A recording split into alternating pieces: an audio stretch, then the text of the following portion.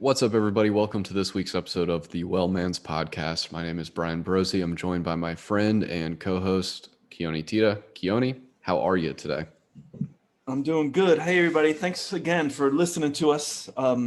This is a really important podcast because I think it speaks to many of the other podcasts that we've talked about in the past, including the dieting podcast, the fasting podcast, and then we talked about anti-aging, and specifically this disease is one of the diseases that I consider the main disease of aging, and it is um, something that we can do about. And we're going to talk about diabetes mellitus, and probably many of you listening out there know of people that have diabetes. This series of podcasts that we're going to try to get 2 or 3 in to talk about it, because there's a lot of information that we want to cover. And we're mostly going to be focusing on type 2 diabetes, and that's because that's what most people have. There are other types of diabetes. There's type 1 diabetes.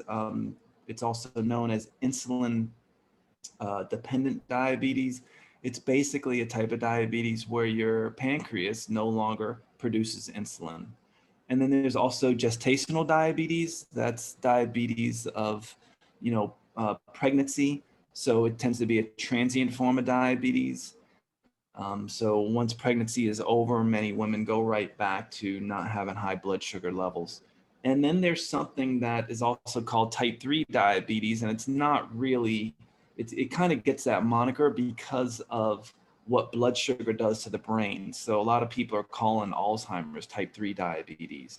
So we'll Interesting. talk, yeah, so we'll talk about all three of those as we go on. But as I was saying, type 2 diabetes is far more common than type 1. And it's mainly caused by um, resistance to the effects of insulin and high glucose levels, right? So all diabetes, for the most part, is characterized by high glucose levels. But in type 2 diabetes, it's basically your body just does not get the signaling right. So your cells become resistant to the signal of insulin, which then raises blood sugar in your body, as opposed to type 1 diabetes. It's caused by the destruction of insulin producing pancreatic cells, specifically beta cells. And it's usually autoimmune, or rarely, sometimes it's caused by trauma. It usually happens in younger individuals. We're talking about adolescents, teenagers, but it can also happen in older people too. One thing about type 2 diabetes, as your body becomes insulin resistant, where it's not getting the signals of the high glucose, and your body's just producing more and more insulin, over time the pancreatic beta cells basically burn out. So type 2 diabetes can transition in a sense over to type 1 diabetes, where the pancreatic beta cells all kind of burn out from producing so much insulin they can't keep up with the high blood sugar levels, and now you become insulin dependent. So basically you can think about type 2 diabetes, if not managed well, can turn into type 1 diabetes. And at that stage, Keoni, it would be irreversible? Up until that stage, you can think about type 2 diabetes as being, a reversible, and in the early stages I would say absolutely curable. Sure. Absolutely curable. If you can get a handle on it, absolutely curable. But once we make that transition you were just discussing, where we kind of It's a shut little down. right, because what's happening in the body with type 1 diabetics is that the pancreatic beta cells are destroyed. You know, they either go through a process called autophagy, or they apoptosis, where they just can't keep up, and they're no longer there. So that's why they become insulin dependent. Okay. So yes, type 2 diabetes is something that, if you can catch it early on, that absolutely it is reversible and curable. And with that, if you manage your sugar levels with both type 1 and type 2 diabetes, and are really um, vigilant about doing so, you can mitigate all the other bad stuff that comes with diabetes. Think about what is going on. I mean, anytime you have high blood sugar levels, you are accelerating aging. I mean, after all, diabetics age. I think what I heard numbers up to 20 years faster than people without diabetes. I think Wow. their life expectancy is at least 10 years lower than the average if you have diabetes. You significantly prevent brain inflammation, dementia, Alzheimer's. You significantly prevent cardiovascular disease. As insulin goes up with increase in blood glucose, basically insulin, you can think of insulin as a growth factor, and it's like fertilizer for cancer cells in a sense. Hmm. But it is a growth factor, and it's a locking and storing away hormone. So it's trying to shut everything away into fat cells or muscle cells or into the liver. And if your cells can't if your cells can't take up or hear the signal of insulin and take up the glucose, then the glucose stays around and just creates what's called glycation reactions. And it really does in a literal way increase the aging that's going on in the body Yeah, I think in every Keoni, way. even on the podcast, Mhm. you've talked about those increase in glycation reactions being like internal rusting. Yeah, that's a great analogous. That's a great analogy actually, because that's what's actually going on. You Well, I got it have from you, so it is great. yeah. Yeah.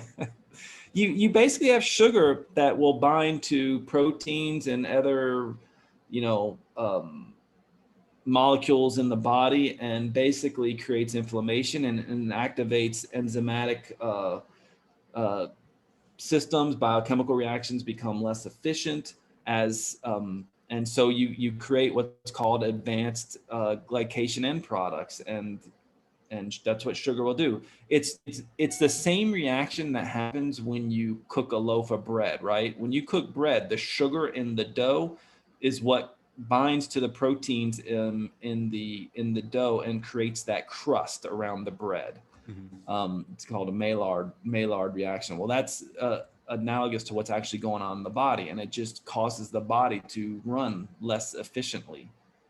And this is where people can really, if they can get a handle on controlling their blood sugar through lifestyle change and through medications and some natural products and stuff like that, we're not only talking about reversing diabetes, we're also talking about increasing health span and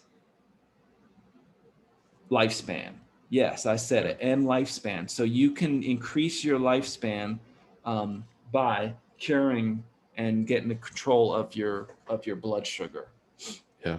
And a lot of this, we know a little bit about how to do this, with just lifestyle change and exercise. One of the reasons why I'm constantly harping on, eating right and exercise and all this is what enables your body to run efficiently. It enables your body to get the sugar out of the blood so that your body can use it for fuel and use it in an appropriate way so that it doesn't create inflammation and these advanced glycation end products and increase your risk of all kinds of chronic disease. So, Keoni, as far as monitoring it, is that hemoglobin A1c the key number, Mhm. or are there other biomarkers we should be looking out for? That is the key thing, and we'll talk more about that. But yes, hemoglobin A1c is the key thing to look at for helping one to um, diagnose if there's a problem or to diagnose diabetes. There's a number of ways to diagnose diabetes, but typically hemoglobin A1c, if it's above 6.5, and think about what we're doing with hemoglobin A1c. Hemoglobin A1c is looking at how much coating is on the red blood cell, the hemoglobin molecule, sugar coated, how much it's sugar coated. And that will tell us how much glycation is going on in the whole body. Mm. And 6.5 of a hemoglobin A1c is diagnostic of diabetes. All right. You got a little Krispy Kreme donut red blood cell floating around. Right. That's what's going on. And that's basically what we're measuring there. And the more sugar coating you have, the quicker you age, and so on and so on.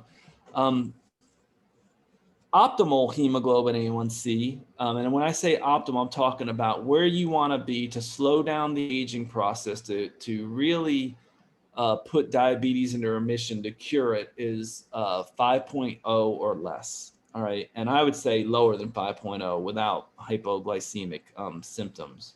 And is that how you would know you're too low with hemoglobin A1c, Keoni? Is there too low?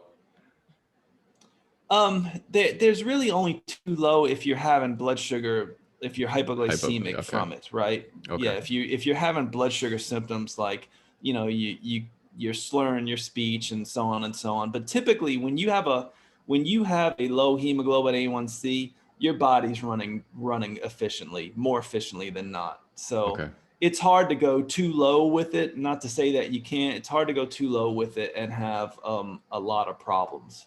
I got you. All right. So I like to see it below 5. So having your hemoglobin A1c between 4 and 5 is great. And most people aren't even close to that. Most people run between 5.0 and 6.5. And once you get above, I think 5.8, 5.7, now you're considered pre-diabetic. Okay. Right? And you said 6.1 is the crossover for a diabetic diagnosis? 6.5. Typically, if I see a 6.5 hemoglobin A1c, and that's typically, if you see that, you can pretty much bet, and it's somewhat diagnosed in being diabetic. Usually, you want to get 2 readings though in a row to see that. Sure. So some people say you don't want to just rely on 1 reading, but doctors are going to say if you're 6.5, you're diabetic. You fasting? But there's a number. Well, think about hemoglobin A1c. It really doesn't matter if you're fasting or not, because it's a glycation reaction that happens over 3 months, right? Red blood cells have turnover over I think 120 days. So typically it gives us an idea. The reason why I like hemoglobin A1c, it gives us an idea of how much sugar is coating those red blood cells over 3 months. Right. So it doesn't matter with that one if you fast, but it does matter if you go into and get your blood glucose and it's high, then we can get an idea that we may want to look at your hemoglobin A1c. So typically, optimal fasting blood sugar is 85 or under. And I know when you get your blood labs, most of them are from 90 milligrams per deciliter up to 100, but optimal is less than 85. All right. You can be diagnosed with a fasting, once you're fasting blood glucose. So you go into the lab and let's say you go get a blood draw, you've been fasting all night and your blood glucose is 126 milligrams per deciliter above what's optimal, right? So 126 milligrams per deciliter of glucose or blood sugar, that can be diagnostic of diabetes. All right. That's fasting. It's normal if you go in there and it's a non-fasting where you ate and you see that, then that's not, you can't put, that doesn't really tell us much of anything. It's definitely not diagnostic. Okay. Yeah. But it is kind of crazy that conventionally, we're talking about 100 milligrams per deciliter is, if you're right there, it's considered normal. But by mainstream medicine, but it's not normal. You're actually creating damage in your body with especially at the upper level. But optimal is 85. So I think anything above that with a fasting blood sugar can be a problem. It really speaks to our last podcast kind of about concierge care, and just you really got to get out of that standard of care to have wellness. Now, you can be alive other ways, but as far as really achieving that wellness, you don't want you just painted a great picture. The 15 whatever it was nanograms per deciliter, or however it's measured in between true changes and the insurance is okay. Right. The insurance won't cover it. And And that's why I really like those concierge programs or doctors who are really more geared towards wellness. And I'm even thinking that doctors really ought to be geared towards curing the aging process. And I know we don't have a cure for aging, but I really do believe, and this is not some conspiratorial thing, I really do believe that we are on the cusp of doing that. I think our children. Even us can catch the wave where we can significantly extend lifespan, and this is one of the easiest and best ways to do it, by controlling your blood sugar. Yeah, because it affects everything in your body. Like if you can control that, your blood pressure tends to be low. You don't get heart disease. You're less likely to get cancer. You function easier.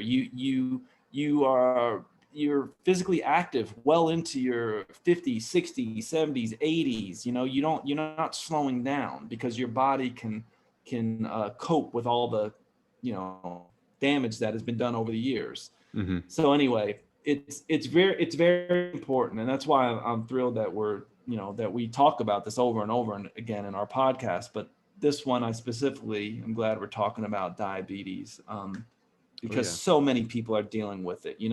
The standard American diet is a great prescription for diabetes, type 2 diabetes. And it's not only the diet, Bryan, it's also culturally how we've been taught to eat, when to eat, how to eat. There's nothing cultural about eating 3 to 5 to 6 meals a day, 2 meals with a bunch of snacks in between. That's a prescription. No matter whether it's health food or not, that's a prescription for diabetes. Now, with health food, you're less likely to get it. But if you're constantly eating and you never let your blood sugar come down or the insulin levels come down, it doesn't matter what type of food you're eating. In fact, I tell a lot of my patients, like, one of the cures for diabetes, or one of the lifestyle changes, and we talked about this, is intermittent fasting. And I tell my patients, if you intermittent fast and your meal is 2 donuts a day, which I don't know, that may be 600 calories, or I don't know, a bunch of donuts, but you're only doing 1 meal and it's just donuts, that's probably healthier for you than eating 5-6 meals a day that are all health food based. How the hell did we get here? Because even, 5 years ago, Keoni, that would be my recommendation as a personal trainer, right? Add some almonds in between lunch and dinner and that sort of thing. So how did this perpetuate? It is one of those. Well, there's a lot of myths out there, and one of the myths are, personal trainers are definitely guilty of this, but especially doctors and even nutritionists who really should know better. But people who treat diabetes, they know what this constant barrage of intake of calories does to the body. If you're growing, like if you're a child and you're growing, absolutely eat what you need to eat, stay active and everything else. If you're a bodybuilder, great. But a lot of people in the health and wellness world, want to put muscle on. They see professional bodybuilders eating like these huge amounts of calories, and they do it to themselves. And all they're doing is just damaging their body, because really the focus should be health, not how big you can get or anything like that. And so as an adult, yeah, as an adult, what do we want to do though? We want health. We don't want, we want to increase health span is the main thing, and that's my focus. Yeah, absolutely. And I know it's your focus too with your patients. Absolutely. So this is huge. I mean, like, Bryan, if you're seeing somebody who has chronically sore joints day in and day out, you can certainly help rehabilitate the joint, but guess what? It's going to be a much quicker process towards healing if they get control of their blood sugar. Yeah, stop that internal rusting. Right. That's exactly right. Their joints are no longer going to be rusty. They can oil it up by keeping the sugar levels low and eating in such a way that allows that.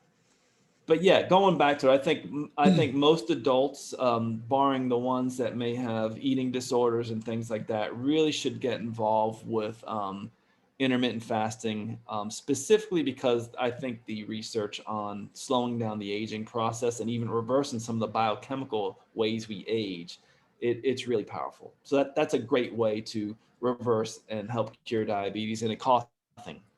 Yeah. So, and we did episode 60 on it. Right. You're looking for a starting point.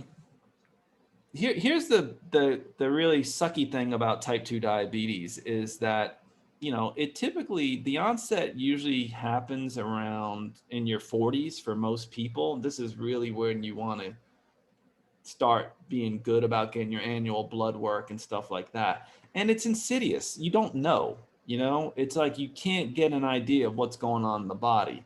Unlike, the relatively rapid onset of type 1 diabetes.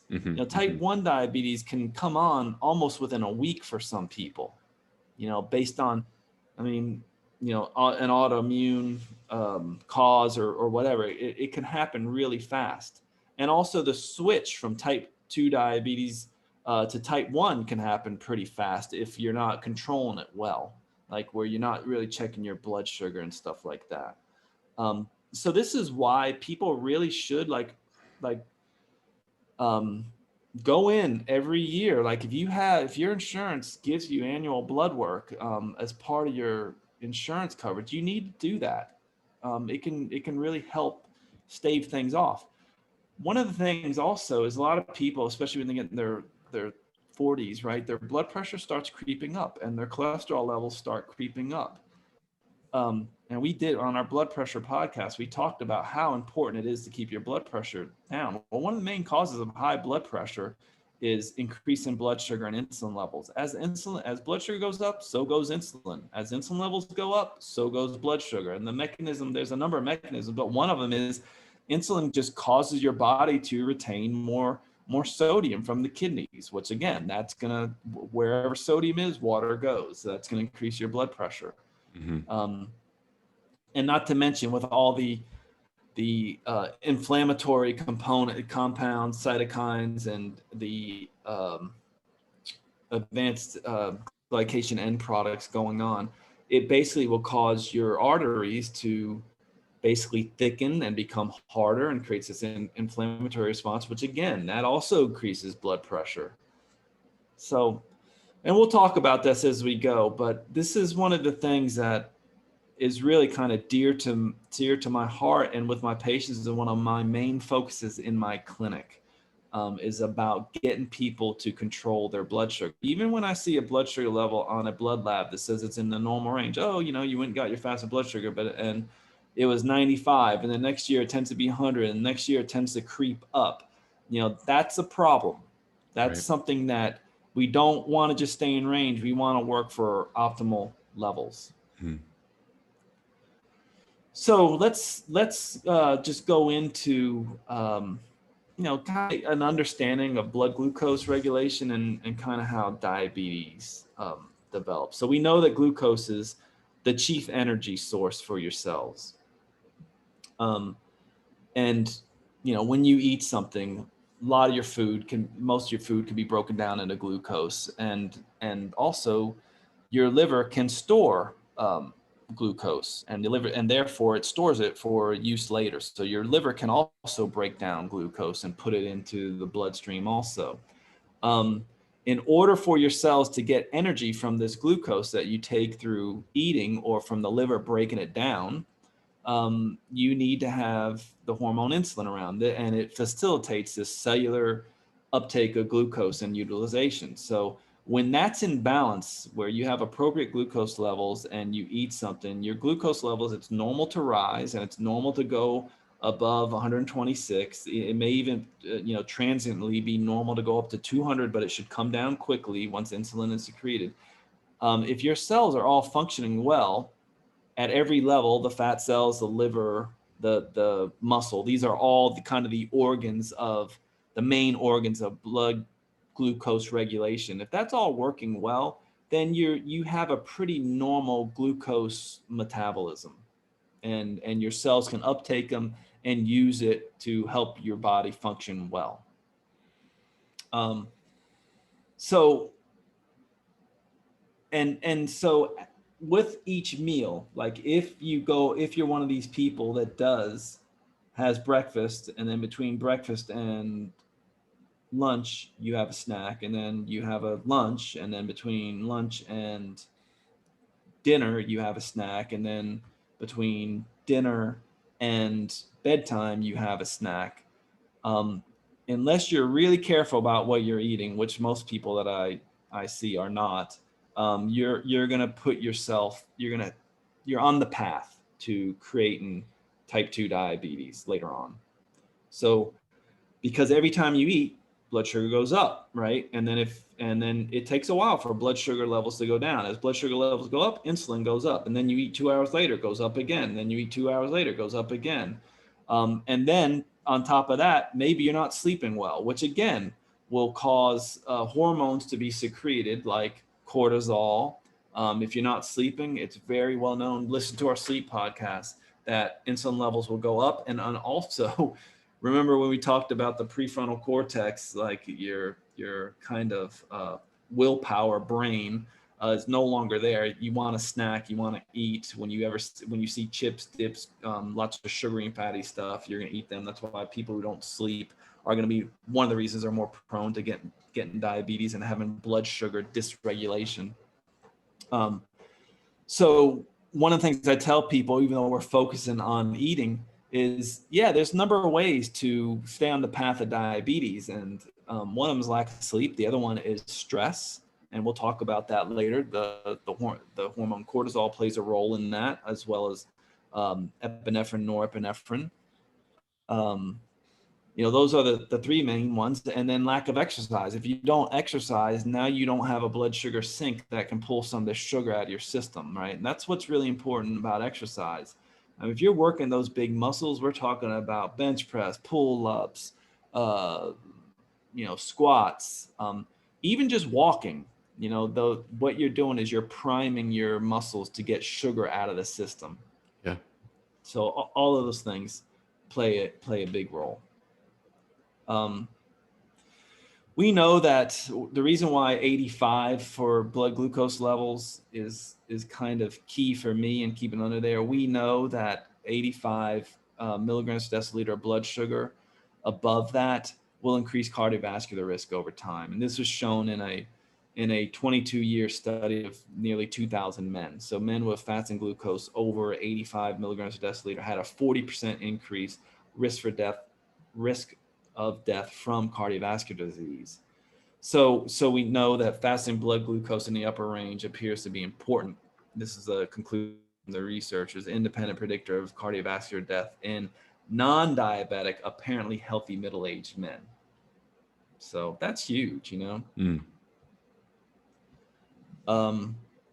When we talk about other factors that influence blood glucose levels, diet we've talked about, and the main ones that we have to really be careful of, and we've all heard this, is the refined carbohydrates, such as processed sugars and starches. And they have the greatest impact on blood glucose, especially like the postprandial, after the meal period, where you'll see the sugars, and diabetics, most diabetics know this. Like if they eat like a pack of crackers, chips, or cookies or whatever, things that are just highly processed and have sugars in it, they get an idea just checking their glucose that it just goes up too high. And this is why I tell people, like, you really want to check your blood sugar levels. If you know you have a sugar issue, you should be checking them, especially if you are diagnosed with prediabetes or diabetic. And one of the best ways now to do this is with I think they have a 14-day glucometer that it's the instrument I used was called the Freestyle Libre. I think you need to have a script for it, but I try to call in for all my patients a glucometer where they can just attach it to the back of their tricep, and they just wear it for 14 days, and they can, through Bluetooth, they use their phone to check their sugar levels at a time. So you can check it hundreds of times a day without pricking your finger. And it's great because it allows you to see the trends. And then also the other thing that thing does is it allows people to see what really affects them. So some foods may not affect somebody. Certain times of day may be worse than the others. One of the things that I noticed when I wore mine, and I know a lot of other people have, is a lot of people think of grapes as health food. Man, when I would eat a bunch of grapes, my blood sugar would go through the roof. Yeah. You know, more so. And the other thing I found out is when I would eat potatoes, my blood sugar pretty much didn't really budge too much. And you think about potatoes, you know, they're very starchy, but there's something to be said for whole food starchy type foods. I'm not talking about French fries. I'm talking about like baked potatoes, you know. So you can get an idea what foods really are affecting you, and then also you get an idea of how much your eating really affects your blood sugar. So this is all important. So if you have an issue, then, or think that you have blood sugar issue, your doctor tells you, I think that, you know, a 14-day glucometer would be really good. And I think in the future, we're all going to be able to, with these biometric devices that we have on our phone and stuff, we'll be able to check our blood sugar by wearing a device like an Oura ring that can monitor your blood sugar, your blood pressure, and all these things. And that's just right around the corner. I mean, we're doing it with our sleep right now, and with this 14-day wearable device. So I think it's important, whether you have diabetes or not, to really get into this biohacking thing to really assess where you are, because what you're going to do is you're going to significantly slow down the aging process. So other factors as far as affecting glucose levels, well, body weight and fat around your trunk, that is huge. So one of the things doctors do, I do it in my clinic. I use a Tanita scale. It's a bioelectrical impedance thing, and I'll look at their body mass index. And I don't put so much weight in there, but I definitely want to know what their body fat percent is. But even more so than checking out their body fat percent, I want to make sure that they're carrying more fat in their arms and their legs than in their torso. As soon as you get a higher fat percentage in your torso, that's pretty indicative of at least pre-diabetes. And guess what? Most of us have that. And that's something that a hard marker to hit. Yeah, well, it can be. And this is why you need to be very cognizant of it and be vigilant about, controlling your calories and your intake of all that and staying on top of exercise and stuff. Because if you do that, then it's really not that hard to keep that torso weight down. And what's happening there is that torso weight is mostly visceral fat. It's not subcutaneous fat. And visceral fat is really the what I call the inflammatory fat. And it can really disrupt glucose metabolism. So body weight and adiposity are really, really key to getting under control. They significantly impair glucose and insulin metabolism. And, fat releases, the cell signaling molecules such as what we know as TNF alpha, tumor necrosis factor alpha, and that will interfere with the action of insulin. So if you have a lot of fat in your torso, then insulin just does not function as well. So that's why a lot of people, when they lose fat, all of a sudden they seem to become more insulin sensitive. Insulin starts working. This is why people who have had bariatric surgery, as soon as they start losing fat, all of a sudden it's like a cure for diabetes in many of these people. Also, what happens, these cytokines, they're also, when they come from the fat, they're called adipokines. But anyway, what they do is they will signal your immune system, like macrophages, that can infiltrate your adipose tissue and then create further inflammatory processes, which further contribute to insulin resistance. And this all can be lessened through weight loss. Even a little bit of weight loss will improve how your body will function. The other thing that is a key regulator of maintaining weight is a hormone called leptin, and leptin is secreted from your fat cells. It's a hormonal metabolic regulator, and this is completely disrupted. This signaling is completely disrupted when you have obesity. So leptin normally increases your energy expenditure and reduces food intake. So when you have a lot of leptin around and it's doing its job appropriately, you're not really hungry and you're burning fat at a pretty good clip. But when you have diabetes, you become resistant to leptin. So diabetics can have a lot of leptin around, but they just don't get the signal. So what happens is they're hungrier and they don't burn fat. So they eat more and their body is basically starving in a sense, right? So it's not using any of these fat reserves at all. It just switches completely into sugar metabolism. And then people that are diabetic want to just keep eating to keep sugar around.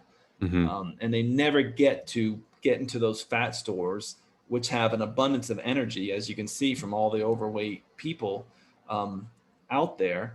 And it's just because it's just metabolic dysregulation, and leptin's not doing its thing, and it's not being heard by the cells. So the other thing we talked about, the liver is a critical regulator of blood glucose, and it maintains blood glucose by breaking down glycogen, which is basically stored carbohydrate. It's just the way we store carbohydrate, like starch in like potatoes is a storage form of carbohydrate that is used in the plant world. We have glycogen, we store it as carbohydrate, and it's stored in the liver. And we can break down glycogen and put glucose into the bloodstream, and this can help keep your blood sugar level stable. And so it's called glucogenesis, and it provides a short-term source of glucose. And you typically get this liver breaking down this glycogen from fasting. You can get it from an overnight fast or at a bout of an intense exercise. Usually your liver kicks in and gives you a source of sugar.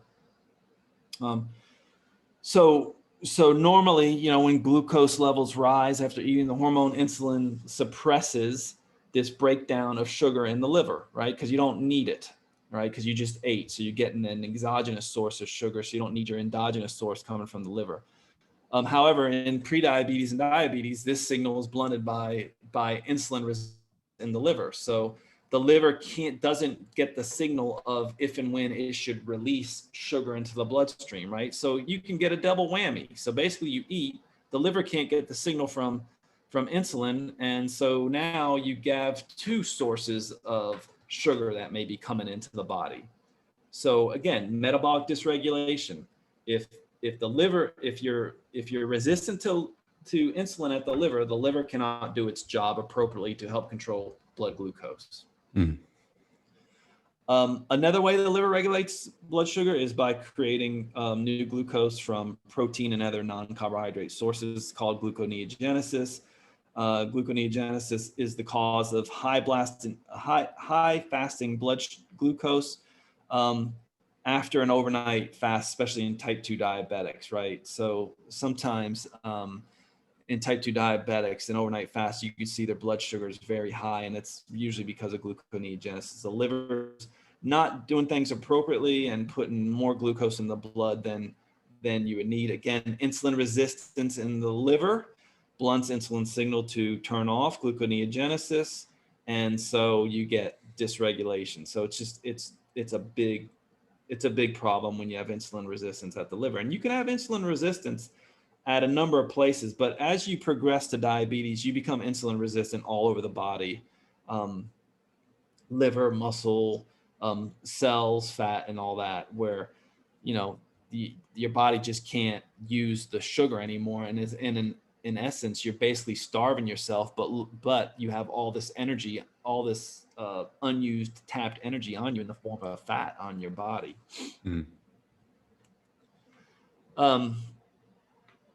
What else?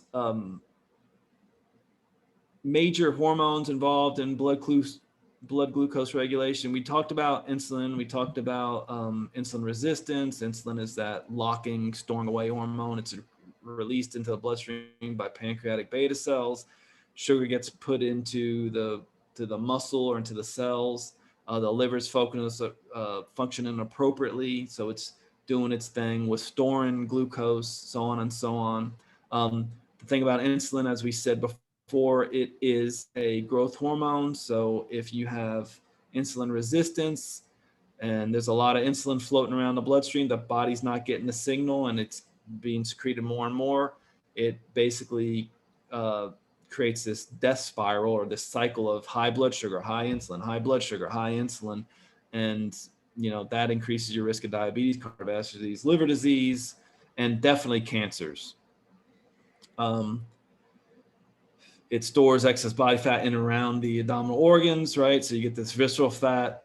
Anytime you have visceral fat, that's why when I look at that Tanita reading, you're talking about insulin resistance at some level.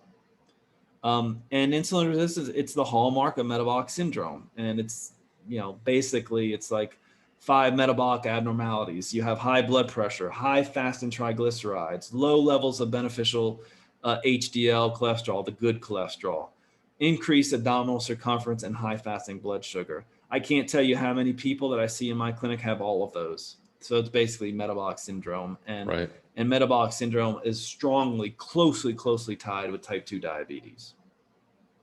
And also it's closely tied with,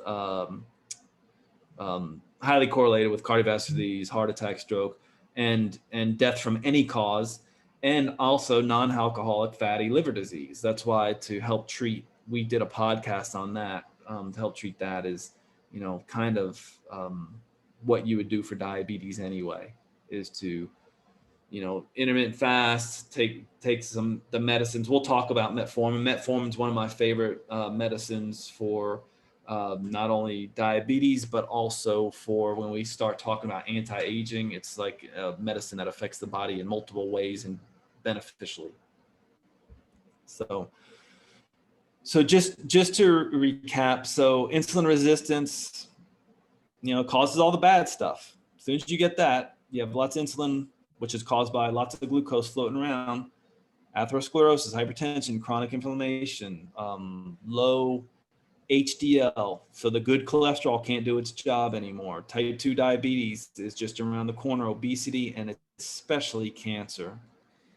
One of the reasons, let me just talk about this cancer. One of the reasons why, Bryan, we talked about for cancer, many types of cancer, is to keep your sugar levels low, if and when you can, your insulin levels low. It really potentiates not only the conventional treatment outcomes, but I was reading some anecdotal stuff recently where this guy had a brain tumor that I think it was glioblastoma, which anyway, this certain type of glioblastoma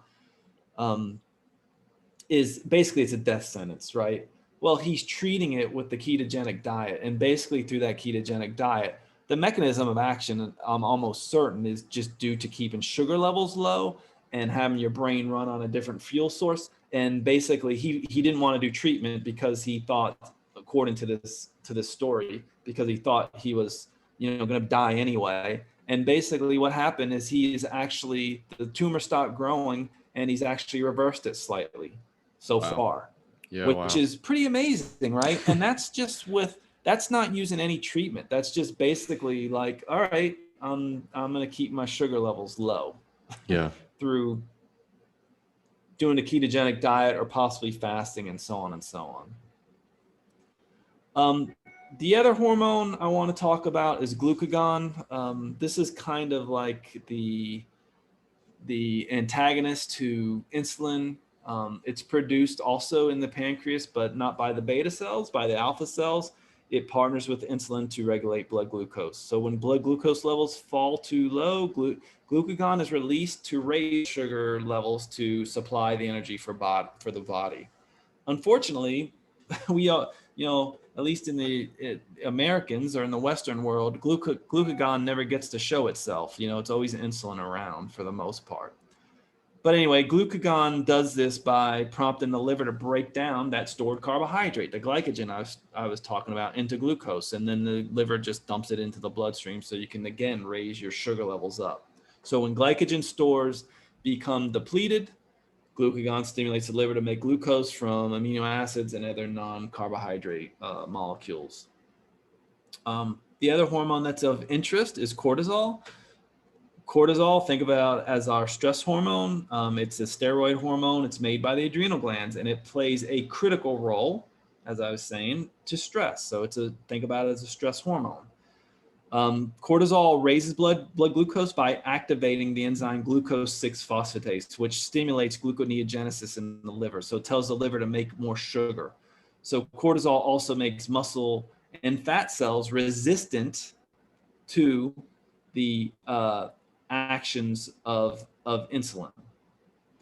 So, if you're under a ton of stress and it's not going away, whatever. So basically you get sugar dysregulation. Insulin can't do its job. So over the long term, elevated cortisol from chronic physical and of course psychological stress compromises the health by just, causing your body to be insulin resistant.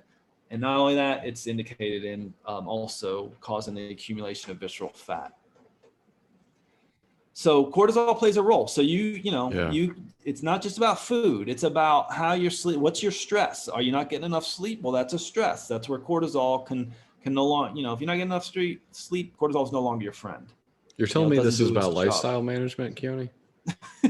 Just a little bit. Yeah. The other hormones, or what I should call metabolic messengers, are catecholamines. The catecholamines are epinephrine, norepinephrine. Epinephrine's adrenaline, norepinephrine, dopamine. They're released into the blood in response to physical or emotional stress also.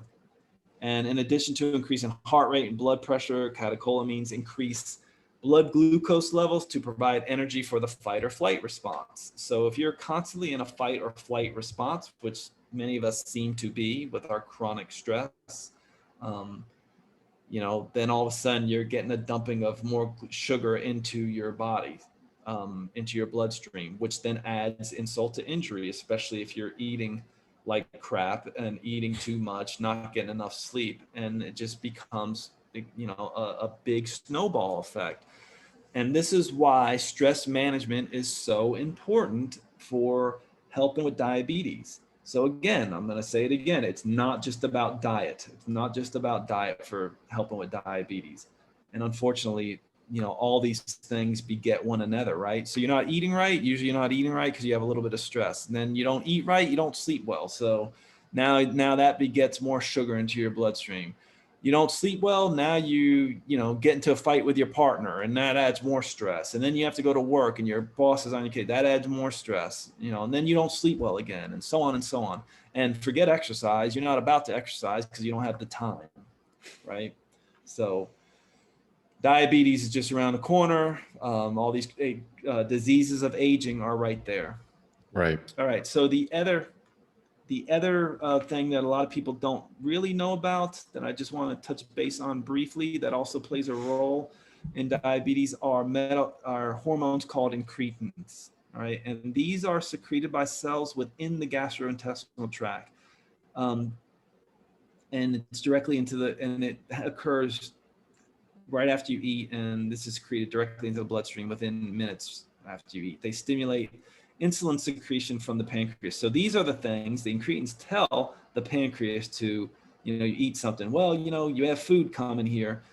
You better stimulate secretion of insulin from the pancreas. And this can happen before blood glucose rises in the bloodstream. So you're getting the signal to secrete insulin from these incretins before sugar rises sometimes. Right? And they're called, if you remember these names, glucagon-like peptide 1, GLP-1, and glucose-dependent insulinotropic polypeptide, GIP. And these are the main incretin hormones secreted from your digestive tract.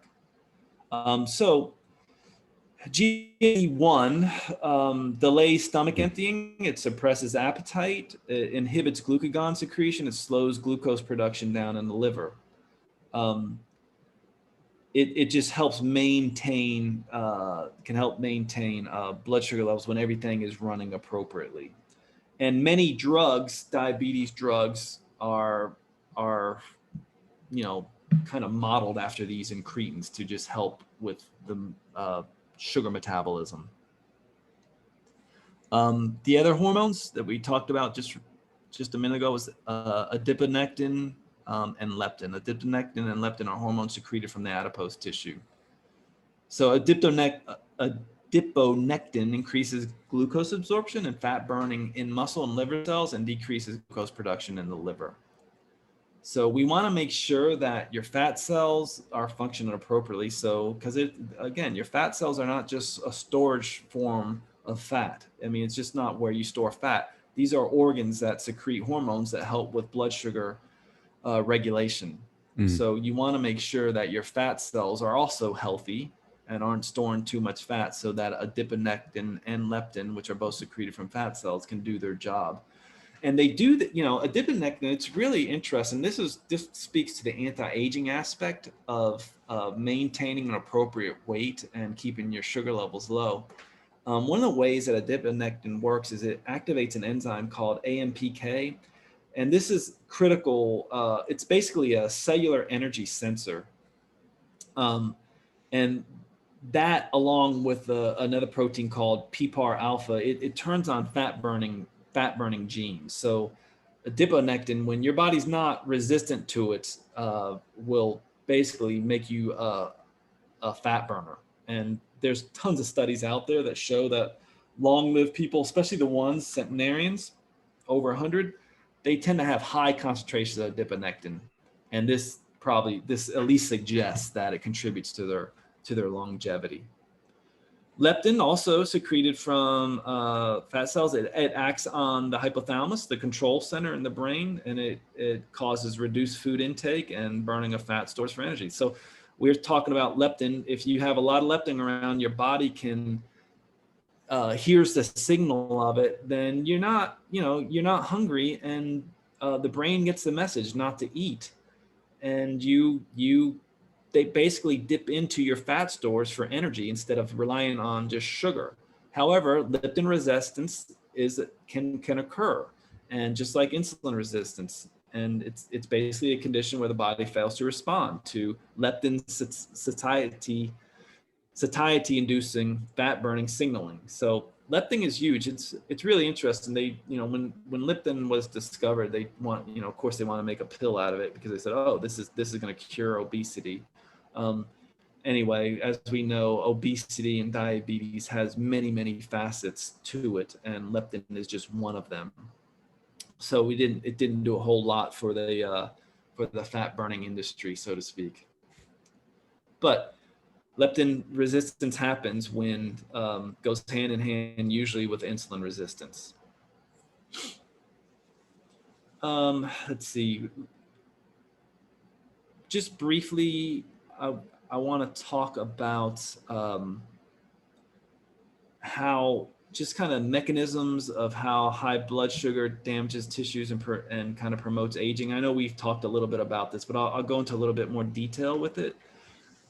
So we can think about high blood sugar as just basically being glucose toxicity, and it's basically mediated by three processes: glycation, inflammation, and free radical damage. So glycation is a process we talked about whereby sugars such as glucose bond to proteins, fats, nucleic acids in an uncontrolled fashion. So think about a wildfire that is uncontrolled. You can think about, it's analogous to glycation, just creating this rusting or fire that is uncontrolled in the body.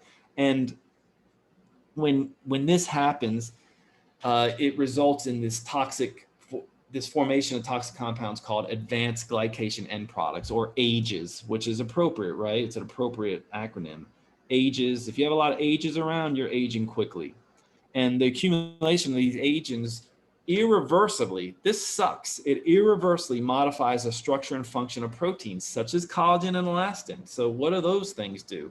Well, they're affiliated with bone, but guess where you see them mostly? In your face, in skin. As we age, skin becomes wrinkly because of this damage from aging, as well as other things from these AGEs or advanced glycation end products. And so they lose their elasticity. So you get the sagging skin all over the body.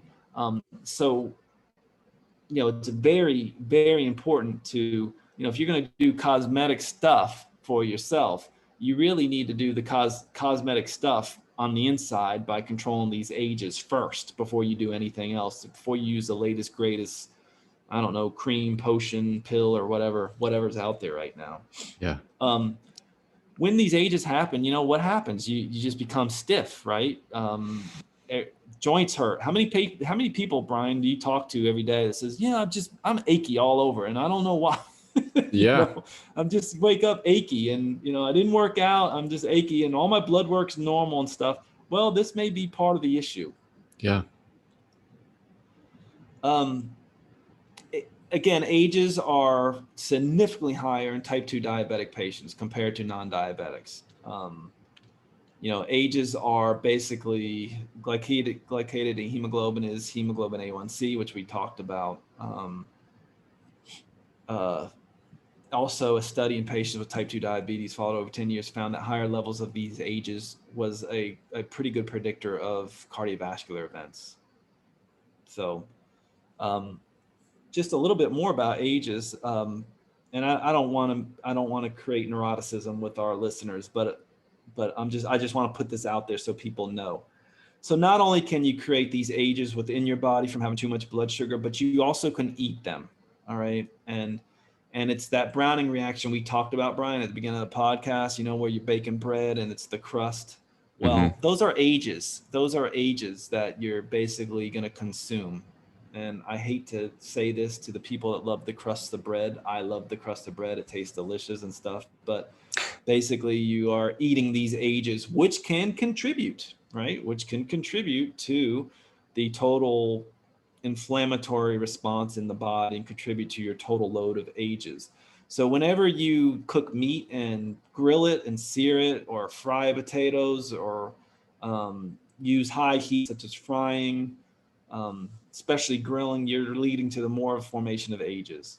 While cooking at lower temperatures, shorter cooking time, steaming, boiling, and the use of like lemon juice and vinegar in cooking, these all minimize the age formation. So I think there's a book out there there's a number of books out there that talk about ages and cooking yourself to death by the way you cook, So I got to stop making fun of my friends for not eating the crust on their pizza. I love the crust Me on too, pizza. Keoni. I know. I love the crust on my pizza. Yeah. They're on to something. No wonder why he looks younger. Right. So that's ages. And then inflammation, we know acute inflammation is necessary to fight infections and repair damaged tissue. However, we also know inflammation that's unabated, chronic, leads to chronic disease. So chronic low-grade inflammation is a major feature of diabetes and most diseases of aging, particularly cardiovascular disease. Persistent high blood sugar leads to excess abdominal fat, insulin resistance, and all that leads to a big chronic inflammation fire going on in your body, which creates a lot of problems. Inflammation in itself is a mechanism of how fast we age. If you are chronically inflamed, you age at a much faster rate than if not. What we see is, and this is one of the reasons, Bryan, like with a lot of my patients, when they come in and see me, I typically, in addition to their blood work, made a regular chemistry panel, I will run inflammatory markers, looking at HSCRP, SED rates, and maybe even some other inflammatory cytokines, because we know when the body has a lot of inflammatory markers around, it just impairs the body. But specifically as far as diabetes goes, it can impair beta cell function in the pancreas, right? So it can it can put you on the path quicker to type 1 diabetes by destroying the beta cells there. And we know chronic pro-inflammatory compounds, they induce negative effects throughout the body, and create to all kinds of degeneration, which leads to all kinds of diseases of aging, including osteoporosis, dementia, cardiovascular disease, cancer, thus increasing the risk of death. But anytime you have lots of inflammation, you also have lots of damage to your DNA, which leads to, that's kind of like a recipe for being more at risk for certain types of cancer. Right. Also, lots of inflammation begets free radical damage, and free radicals are highly reactive, unstable molecules, and your body produces these normally as byproducts of normal metabolism, and usually your body can handle them pretty well as long as you're just not adding more insults to the body, like high blood sugar. There are environmental factors that also create free radical damage, such as X-rays, ozone, smoking, air pollution, and stuff. But usually, a person who can keep sugar levels down and lives a somewhat of a active, healthy life, usually these three kind of mechanisms of, aging, glycation, inflammation, and free radical damage can be quelled or at least mitigated or slowed down significantly. And your body can, with free radicals, your body can pretty much take care of them, and you can age well and increase your health span and lifespan by making sure that, keeping your sugar levels low, and thus keeping all these things low. So I know that was a lot of stuff to go over, but that's where I wanted to stop today. And then on our next podcast coming up, I'll go over some of the, kind of the treatments for this, and then a lot of the natural treatments. We talked about some of them as far as the lifestyle. You guys are getting a hint from Bryan and I as far as, sleep is huge. I'm a big proponent of intermittent fasting. These things, working out and exercise, these things can keep, these diseases like diabetes and others away. But We'll talk about treatment. We'll talk about natural treatment, and some stuff on the horizon. Awesome. Thank you everyone for listening. Subscribe, leave a review, let someone know if you found this episode helpful, or any episode of the Well Man's podcast. We are always looking to help more people. And until next week, be well. Take care, everybody.